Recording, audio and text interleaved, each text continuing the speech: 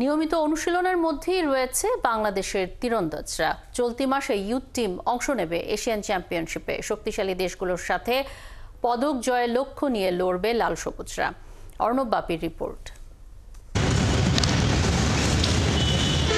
তীর-ধনুকের খেলায় বিশ্বজয়ের স্বপ্নে বিভোর আর্চাররা।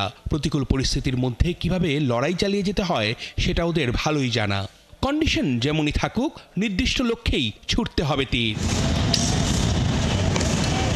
এই কৌশল রপ্ত করার সাথে সাথে মানসিকভাবেও ওরা অবিচল।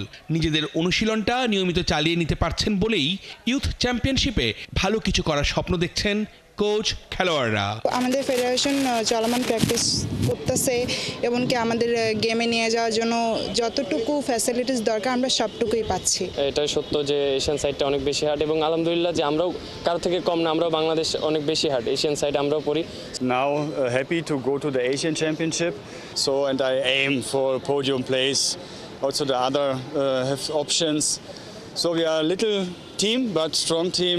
রাজনৈতিক পট পরিবর্তনের পরে অনেক ফেডারেশন কর্তাই রয়েছেন আড়ালে। মাঠের খেলাধুলার শুরুর কোনো লক্ষণই নেই। সেখানে ব্যতিক্রম এই আর্চারি, যেই ডিসিপ্লিনটা দেশের জন্য ছিনিয়ে এনেছে একের পর এক সাফল্য।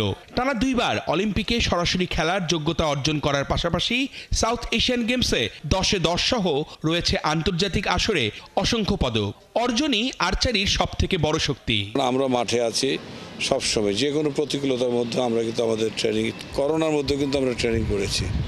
সবাই ভয় পেয়েছে, কিন্তু আমরা ওই ভয় প্রোটেকশন দিয়ে কিন্তু আমাদের, এবং আমরা রেজাল্টও পেয়েছি। আমাদের প্রতিটি সভাপতি থেকে একদম আমাদের অফিস পিয়ন পর্যন্ত আমাদের একরকম একভাবে চলেছি, যাতে করে আমাদের কোনো দিক দিয়ে কোনো প্রতিকূলতার সৃষ্টি না হইতে পারে। আমরা চেষ্টা করেছি, অসাধ্য চেষ্টায় আমাদের সফলতার মূল শক্তি। এই খেলাটাকে নিজেদের ক্যারিয়ার হিসেবে বেছে নিয়ে লড়াই চালিয়ে যাচ্ছে তীরন্দাজরা।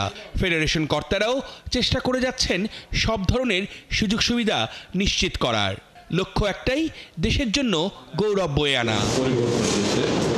অর্ণব বাপি, ৭১।